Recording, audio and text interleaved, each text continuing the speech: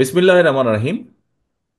আজকের এই কর্মশালায় সম্মানিত সভাপতি, কর্মশালা অনুষ্ঠানের সম্মানিত সভাপতি, সামনে উপস্থিত চট্টগ্রাম বিভাগের বিএনপি সহ বিভিন্ন জেলার বিএনপি সহ বিভিন্ন অঙ্গ সহযোগী সংগঠনের উপস্থিত নেতৃবৃন্দ, আসসালামু আলাইকুম। মোশাররফকে প্রথমে আমি একটা ধন্যবাদ জানাই যে আজকে অন্তত আমার নামের সাথে কোনো বিশেষণ সে ব্যবহার করেনি, এতদিন পর আমার অনুরোধটা সে রেখেছে। নেতৃবৃন্দ, আহ, আপনাদের সকলকে আমি আন্তরিকভাবে ধন্যবাদ জানাচ্ছি আজকের এই অনুষ্ঠানে, এই কর্মশালায় উপস্থিত হয়ে আমরা দলের অবস্থান থেকে, দলের পক্ষ থেকে দেশ এবং দেশের মানুষের জন্য আগামী দিনে যে পরিকল্পনাগুলো নিয়েছি সেই পরিকল্পনাগুলো জানার জন্য, বোঝার জন্য এবং শিখে নিয়ে যাওয়ার জন্য আমি আপনাদেরকে আন্তরিকভাবে ধন্যবাদ জানাতে চাই। আহ, চট্টগ্রাম বিভাগে আজকে আরেকটা এক্সট্রা ধন্যবাদ আমি দিতে চাই চট্টগ্রাম বিভাগের নেতাকর্মীদেরকে। এই বিভাগে আজকে উপস্থিত থাকার কথা ছিল 515 জনের, সেখানে উপস্থিত হয়েছেন 859 জন। আমার মনে হয় আমরা যতগুলো বিভাগে এখন পর্যন্ত অনুষ্ঠান করেছি সব জায়গায় বিভিন্ন কারণেই হতে পারে, মানুষ অসুস্থতা বা অন্য হঠাৎ কোনো জরুরি কিছুতে কিছু মানুষ 5 জন 10 জন কম উপস্থিতি পেয়েছি আমরা। বাট চট্টগ্রাম বিভাগই একমাত্র বিভাগ যেখানে আমরা উল্টাটা পেয়েছি, অনেক বেশি নেতাকর্মীর উপস্থিতি পেয়েছি। সেজন্য আমি আপনাদের সকলকে আন্তরিকভাবে ধন্যবাদ জানাতে চাই। প্রিয় সহকর্মীবৃন্দ, চট্টগ্রাম, এই সেই চট্টগ্রাম যেখান থেকে শহীদ রাষ্ট্রপতি জিয়াউর রহমান বাংলাদেশের স্বাধীনতা ঘোষণা করেছিলেন। স্বাধীন বাংলাদেশের সূচনা যেখান থেকে হয়েছিল, এই সেই চট্টগ্রাম। আজ আমরা সেই চট্টগ্রামের মাটিতেই আমাদের 31 দফা তুলে ধরেছি আপনাদের সামনে। সহকর্মীবৃন্দ, এই 31 দফাটি প্রথমে ছিল 27 দফা, পরবর্তীতে এটি 31 দফা হয়েছে। কারণ বাংলাদেশের প্রো ডেমোক্রেসি যে দলগুলো আছে, আন্দোলনরত, আমরা স্বৈরাচারের, পলাতক স্বৈরাচার যে তার বিরুদ্ধে আন্দোলনরত যতগুলো দল ছিল, সকল দলের মতামতের ভিত্তিতে পরবর্তীতে আমরা এই 31 দফা দিয়েছি। কাজেই আমরা বলতে পারি, কম বেশি মোটামুটিভাবে বলতে পারি যে এই 31 দফা বাংলাদেশের সকল প্রো ডেমোক্রেটিক দলগুলোর পক্ষ থেকে উপস্থাপন করা হয়েছে, যার ভেতরে কম বেশি মোটামুটিভাবে দেশের এবং আগামী দিনে দেশ, দেশ পরিচালনা, দেশের লক্ষ্য উদ্দেশ্য সবকিছুই কম বেশিভাবে আছে।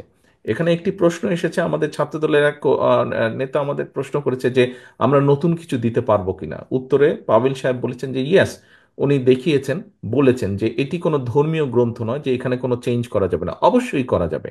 আমরা যা দিয়েছি, কারো যদি কিছু থাকে, কোনো প্রস্তাব থাকে আমাদেরকে পাঠালে, তার মধ্যে ভালো যদি কিছু থাকে অবশ্যই আমরা সেটি গ্রহণ করব। তবে প্রিয় সহকর্মীবৃন্দ, আজকে এখানে 859 জন আপনারা এখানে উপস্থিত আছেন, কিন্তু এই 31 দফা যদি আজকে আমরা 859 জনের মধ্যেই শুধু রেখে দিই তাহলে আমাদের লক্ষ্য কিন্তু বাস্তবায়িত হবে না। আমরা এটি আপনাদেরকে কেন আজকে জানাচ্ছি, এই যে আপনারা কষ্ট করে এসেছেন, অনেকে হয়তো ভোর 4টার সময় ঘুম থেকে উঠে তারপরে রওনা দিয়ে এখানে এসেছেন, আবার ফিরে যাবেন, কিন্তু এই যে কষ্টটা স্বীকার করলেন সারাদিন, কেন? লক্ষ্য উদ্দেশ্য একটি, যে আমরা দেশ এবং দেশের মানুষের জন্য কিছু ভালো কিছু করতে চাই এবং এই কথাগুলো পৌঁছে দিতে হবে মানুষের কাছে। দেখুন, পররাষ্ট্রনীতি নিয়ে একটি কথা এসেছিল, আমরা দেশ পরিচালনা করতে চাই, অর্থাৎ বিএনপি দেশ পরিচালনা করতে চায় জনগণের সমর্থন নিয়ে। আমরা চাই না, আমরা বলতে চাই না, আমরা বিশ্বাস করি না। অতীতে আমরা শুনেছিলাম একটি দলের একজন নেতা ভারত থেকে সে বলেছিল যে আমরা তাদেরকে রিকোয়েস্ট করে এসে যে কোনো মূল্যে তাদেরকে ক্ষমতায় রাখতে। আমরা চাই বিএনপি, আমরা এসব বিশ্বাস করি না। আমরা বিশ্বাস করি আমাদের ক্ষমতার উৎস হচ্ছে জনগণ, এবং সেই জনগণের সমর্থন নিয়ে আমরা দেশ পরিচালনা করতে চাই। আমরা জনগণের সামনে যেতে চাই, জনগণের দুয়ারে যেতে চাই, জনগণকে বলতে চাই দয়া করে আমাদেরকে দেশ পরিচালনার সুযোগ দিন। সেজন্যই, কারণ আমরা এই 31 দফার মাধ্যমে আমরা আপনাদের জন্য কতগুলি লক্ষ্য নির্দিষ্ট করেছি। প্রিয় সহকর্মীবৃন্দ, আপনারা বিভিন্ন জেলার নেতৃবৃন্দ এসেছেন, আজকে কেন্দ্র থেকে নেতৃবৃন্দ এসেছে, কেন্দ্র থেকে স্পিকাররা এসেছেন, তারা আপনাদেরকে বুঝিয়েছেন, বলেছেন। আপনাদের মনে অনেক জিজ্ঞাসা আছে, আপনারা দেখেছেন ঢাকায় আমরা ফর্মালি এটাকে রিলঞ্চ করেছি, আপনাদের মনে অনেক জিজ্ঞাসা থাকতে পারে, সেই জন্য কেন্দ্র থেকে নেতৃবৃন্দ এসেছেন, তারা খুলে বলেছেন।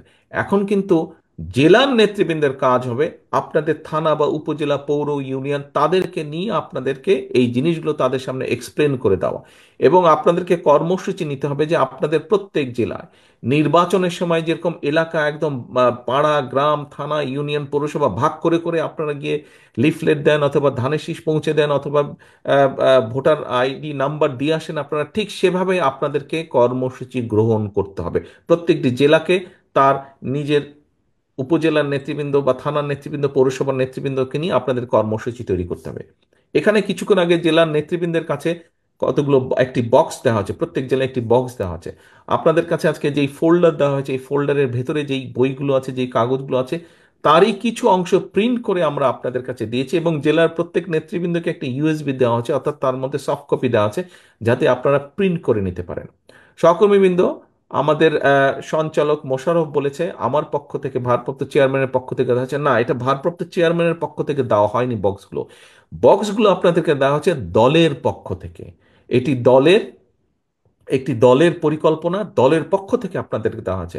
এখন দলের একজন কর্মী হিসাবে, দলের একজন নেতা হিসাবে আপনাকে এটি নিয়ে যেতে হবে, মানুষের দ্বারে দ্বারে নিয়ে যেতে হবে।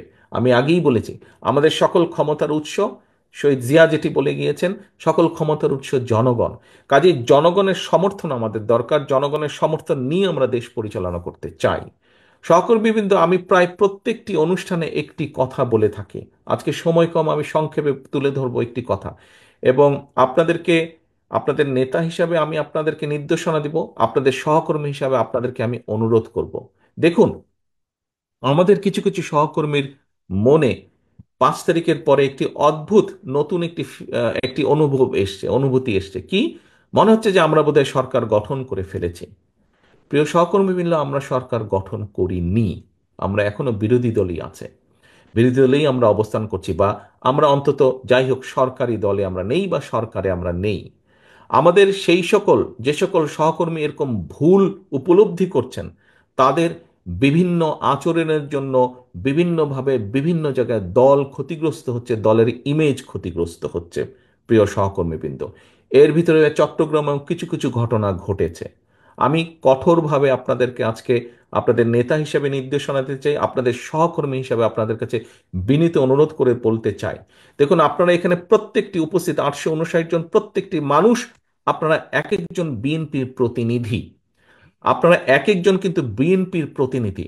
আপনার এলাকায়, আপনার যেখানে আপনি থাকেন, যেই যতটুকু জায়গা নিয়ে আপনার পরিচিতি, আপনাকে প্রত্যেকটা মানুষ আপনাকে চেনে বিএনপির একজন কর্মী বা বিএনপির একজন নেতা হিসেবে। হলেন আপনি বিএনপির, হলেন আপনি যুবদল, স্বেচ্ছাসেবক, ছাত্রদল, শ্রমিক দল, তাঁতি দল, যেটাই হন না কেন, এন্ড অফ দ্য ডে আপনাকে মানুষ, আপনার যদি নাম হয়ে থাকে এরশাদুল্লাহ, আপনাকে ও বিএনপির এরশাদুল্লাহ, আচ্ছা, এইভাবে আপনাকে কিন্তু মানুষ চিনে। ও নাজিম, ও বিএনপির নাজিম, আচ্ছা, এইভাবে কিন্তু মানুষ আপনাকে চেনে। অর্থাৎ আপনি পরিচিত বিএনপির প্রতিনিধি হিসাবে। প্রিয় সহকর্মীবৃন্দ, আপনি যখন আপনার নিকট আত্মীয় স্বজনের বাসায় যান, আপনি নিশ্চয়ই আপনার চলাফেরা কথাবার্তা উঠা বসাতে এমন কিছুর পরিচয় দেন যাতে সেই আত্মীয়র মনে আপনার সম্পর্কে কোনো নেগেটিভ ধারণা না হয়। এটি নর্মালি আমরা করি, করি না? এটি নেগেটিভ ধারণা না হয়। সহকর্মীবৃন্দ, আপনি যখন এলাকায় পরিচিত বিএনপির প্রতিনিধি হিসাবে, কেন আপনি এমন কিছু করবেন? আপনার যেই কথা, আপনার যেই বিহেভিয়ার, আপনার যেই কাজের দ্বারা দলের ইমেজ, দল ক্ষতিগ্রস্ত হবে, কেন আপনি এটা করবেন? আপনার এলাকার মানুষ তো আপনারই স্বজন, আপনারই তো আপনজন। দুদিন পরে যখন ভোট হবে ইনশাল্লাহ, সেই ভোটের সময় তো আপনি ধানের শীষের পক্ষে ভোট করতে যাবেন। আপনি কোন মুখে তাদের কাছে ভোট চাইবেন? আজকে যদি এমন কোনো বিতর্কিত কথা বা বিতর্কিত কাজ আপনি করে থাকেন, তখন তো সে আপনাকে উল্টা ইনসাল্ট করবে যে ওই দিন এই কাজ করেছিল না, কেন এখন আসছো ভোট চাইতে আমার কাছে? এই কথা আপনাকে শুনতে হবে। আমাদের পক্ষে সম্ভব না, আমরা বিশ্বাস করি না দামি নির্বাচনে, আমরা বিশ্বাস করি না নিশিরাতের নির্বাচনে, আমরা বিশ্বাস করি না ব্যালট চুরির নির্বাচনে। আমরা বিশ্বাস করি জনগণের কাতারে। একজন নোয়াখালীর একজন বোন বলেছেন কিভাবে এই দেশের মা বোনেরা বিএনপিকে ভোট দেয়। আমরা সেইভাবে সেই ভোটে বিশ্বাস করি, যেখানে মানুষ লাইনে দাঁড়িয়ে নিরাপদে, নিরাপত্তার সাথে, স্বচ্ছভাবে, স্বাধীনভাবে, মুক্তভাবে, ভয়হীনভাবে ভোট দিয়ে যাবে। আমরা সেই নীতিতে বিশ্বাস করি, এবং সেটি যদি অর্জন করতে হয় আপনাদেরকে আজকে কিন্তু অনেক কিছুর পরিবর্তন করতে হবে। উঠা বসা চলাফেরা কথাবার্তা আপনাদের পরিবর্তিত করতে হবে আপনাদের নিজেদের। বারে বারে আমি বলছি, জনগণকে সাথে রাখুন, জনগণের সঙ্গে রাখুন। সহকর্মীবৃন্দ, আপনি ক্ষমতায় যাবেন না। এখানে উপস্থিত মানুষ একটি মানুষও ক্ষমতায় যাবেন না। আপনারা আপনারা মানুষের সমর্থন পেলে ইনশাল্লাহ দেশ পরিচালনার সুযোগ পাবেন। দেশ পরিচালনার সুযোগ পাবেন। মানুষ আপনাদেরকে ক্ষমতা দেবে না, আপনাদেরকে দেশ পরিচালনার সুযোগ দেবে। দুটোর মধ্যে পার্থক্য আছে। ক্ষমতায় ছিল পলাতক স্বৈরাচার। পার্থক্যটা বুঝতে হবে। ক্ষমতায় ছিল পলাতক স্বৈরাচার, ক্ষমতা ছাড়া কিচ্ছু বুঝতো না বলেই দেশের মানুষের জন্য কোনো কাজ করেনি। আপনাদের আজকে যে বিভিন্ন অভিযোগ যে তাদের আমলে জলাবদ্ধতা হয়েছে, ট্রাফিক জ্যাম হয়েছে, এই হয়েছে হয়েছে, শিক্ষা ব্যবস্থা ধ্বংস হয়ে গেছে, সংস্কৃতি ধ্বংস হয়েছে, কেন এই কথাগুলো আপনারা বলছেন? এই জন্য আপনারা এই কথাগুলো বলছেন যে ওরা ক্ষমতায় ছিল, ওরা জনসমর্থনে দেশ পরিচালনার সুযোগ পায়নি, ক্ষমতা দখল করে ক্ষমতায় ছিল। আমরা দেশ পরিচালনার সুযোগ পেতে চাই জনগণের সমর্থন নিয়ে। এবং সেই জন্যই দেশ পরিচালনার যদি সুযোগ পেতে চান, দেশ পরিচালনা যদি করতে চান, তাহলে নিজেকে সেইভাবে গড়ে তুলতে হবে। নিজের প্রতি মানুষের সেই সমর্থন, আস্থা অর্জন করতে হবে। সহকর্মীবৃন্দ, আস্থা অর্জন করতে হলে নিজেকে ধীর করতে হবে, নিজের মধ্যে উপলব্ধি আনতে হবে, নিজের পার্সোনালিটি চেঞ্জ করতে হবে, কথাবার্তা চলন বলন চেঞ্জ করতে হবে। আপনাদের নেতা হিসেবে, সহকর্মী হিসেবে এটি আপনাদেরকে আমি বলতে চাইছি, বলার চেষ্টা করছি। দয়া করে আসুন। আমাদেরকে কিন্তু দিন শেষে আপনারা প্রায় বলেন যে বিএনপির প্রতি মানুষের আস্থা আছে। ভাই, এই আস্থাটাকে তো ধরে রাখতে হবে। আস্থাটাকে ধরে না রাখলে কিন্তু আপনি ভোট পাবেন না। কোনোভাবেই আপনাকে ভোট পাবে না। ভোট কি হবে সেটা ভোটার ঠিক করবে, সে কাকে ভোট দেবে। আপনাকে দিবে না, কারণ আপনার প্রতি তার আস্থা নেই। এবং এই আস্থা ধরে রাখার দায়িত্ব কিন্তু জনগণ না, পাবলিকের না, ভোটারের না। এই আস্থা ধরে রাখার দায়িত্ব কিন্তু আপনার। আস্থা ধরে রাখা, বন্যার সময় এই যে নোয়াখালী অঞ্চলে বন্যা হলো, আপনারা বা দল মানে সকলে দিন রাত আপনারা পরিশ্রম করলেন মানুষের পাশে গিয়ে দাঁড়ানোর জন্য, সাহায্য করলেন, সহযোগিতা করলেন। শুধু বন্যার সময় না, বন্যার পরেও করেছেন। আপনারা কেন করেছেন? মানুষের আস্থা ধরে রাখার জন্য। ঠিক একইভাবে ভোট যতক্ষণ না হচ্ছে, আপনাকে সেই আস্থা ধরে রাখতে হবে। এবং ভোটে ইনশাল্লাহ আপনি জিতলে তখন আপনাকে কাজ করতে হবে এইগুলো বাস্তবায়নের জন্য। 31 দফা। কাজে ব্যাপারটি এত সহজ না, এবং ব্যাপারটি এত এত এত ছোটখাটো না। ব্যাপারটি অনেক সিরিয়াস ব্যাপার। এই ব্যাপারটি অনেক সিরিয়াস ব্যাপার। আপনি রাষ্ট্র পুনর্কাঠামো, আপনি রাষ্ট্র কাঠামো মেরামত, এখানে দেখুন, রাষ্ট্র কাঠামো মেরামত, এই মেরামত কিন্তু is a very serious matter. কাজেই আমাদেরকে সেভাবে প্রস্তুত হতে হবে। সহকর্মীবৃন্দ, আমি জানি সকলের ধৈর্য একরকম হয় না। কারো ধৈর্য কম হয়, কারো ধৈর্য বেশি হয়, কারো মাথা গরম হয়, কারো মাথা ঠান্ডা হয়। মানুষে মানুষে ভেদাভেদ থাকে। আমরা সহকর্মী। আমি আপনাদেরকে বারে বারে অ্যাড্রেস করছি সহকর্মী হিসেবে। আপনার বিপদে আমি পাশে দাঁড়াই, আমার বিপদে আপনি পাশে দাঁড়ান, সেজন্যই আমরা সহকর্মী। কাজেই আমাদের সকলকে, আমরা সকলে মিলে দল। আপনি ক্ষতিগ্রস্ত হলে আমি ক্ষতিগ্রস্ত, আমি ক্ষতিগ্রস্ত হলে আপনি ক্ষতিগ্রস্ত। কাজে আমাদেরকে প্রত্যেকের প্রতি খেয়াল রাখতে হবে। আমাদের খেয়াল রাখতে হবে দলের প্রতি। এবং দলের প্রতি যদি আমরা খেয়াল রাখতে পারি, তাহলেই আমরা জনগণের আস্থা অর্জন করতে সক্ষম হব। প্রিয় সহকর্মীবৃন্দ, আসুন আজকে এই কর্মশালায় আপনারা যেরকম 31 দফা কি জেনে গেলেন, 31 দফা কি বুঝে গেলেন, 31 দফা বুঝে জেনে গিয়ে আপনারা যেরকম জনগণের কাছে পৌঁছে দিবেন, জনগণের দ্বারে দ্বারে পৌঁছে দিবেন, জনগণকে বোঝাবেন। একই সাথে আসুন আজকে এই কর্মশালায় আমরা প্রতিজ্ঞা গ্রহণ করি, আমরা শপথ গ্রহণ করি যে জনগণের আস্থা নষ্ট হয় এমন কোনো কাজ করা থেকে আমরা নিজেদেরকে বিরত রাখব। এবং জনগণের আস্থা অর্জন করা যায়, আমরা চেষ্টা করব সেরকম কোনো কাজ করতে। প্রিয় সহকর্মীবৃন্দ, আমি একটি কথা বলে শেষ করতে চাই। কেউ যদি মনে করে থাকেন, আমি মনে হয় এই কথাটি আগেও বলেছি, বিভিন্ন জায়গায় বলেছি, চট্টগ্রাম বিভাগেও আমি কথাটি বলেছি, কেউ যদি আমরা ভেবে থাকি যে আমাদের প্রধান রাজনৈতিক প্রতিপক্ষ যাকে আমরা ভাবতাম তারা মাঠে এখন দুর্বল, তারা নেই মাঠে বা মাঠে দুর্বল, এবং তাহলে আমাদের সব কিছু সোজা একদম সস্বর করে আমরা চলে যাব, আল্লাহর ওয়াস্তে এই কথাটি মন থেকে সরিয়ে দিন। কারণ আমার 35 বছরের রাজনৈতিক অভিজ্ঞতার আলোকে আমি যেটি বুঝি, আমার থেকে এখানে অনেক অভিজ্ঞতা সম্পন্ন রাজনীতিবিদ আছেন, আমি মনে করি তারা আমার সাথে একমত হবেন।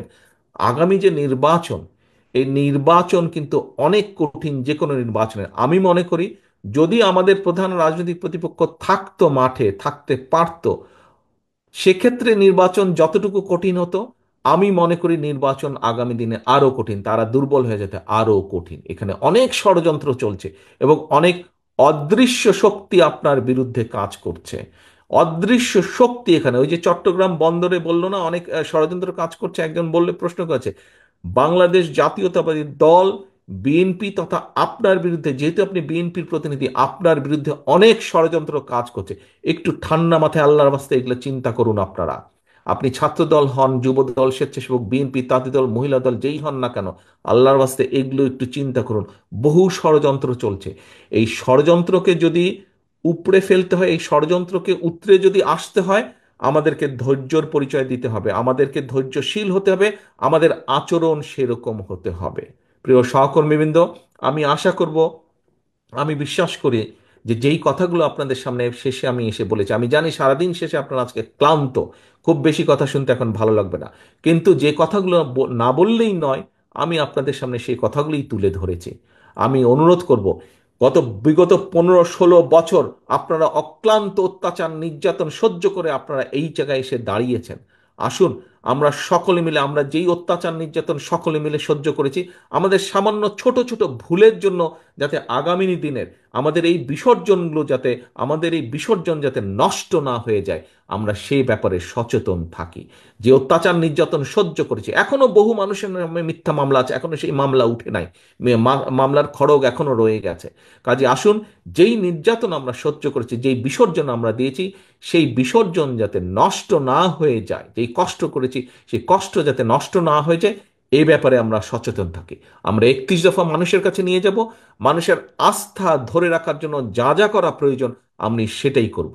আমাদের শেষ কথা হোক, আমরা জনগণের সাথে আছি, আমরা ইনশাল্লাহ জনগণের সাথে থাকব। কারণ জনগণই, রাজনৈতিক দল হিসেবে জনগণই আমাদের শেষ ভরসা। প্রিয় সহকর্মীবৃন্দ, সকলে ভালো থাকবেন, সকলে সুস্থ থাকবেন ইনশাল্লাহ। আল্লাহ হাফেজ। বাংলাদেশ জিন্দাবাদ। বাংলাদেশ জাতীয়তাবাদী দল জিন্দাবাদ। আসসালামু আলাইকুম।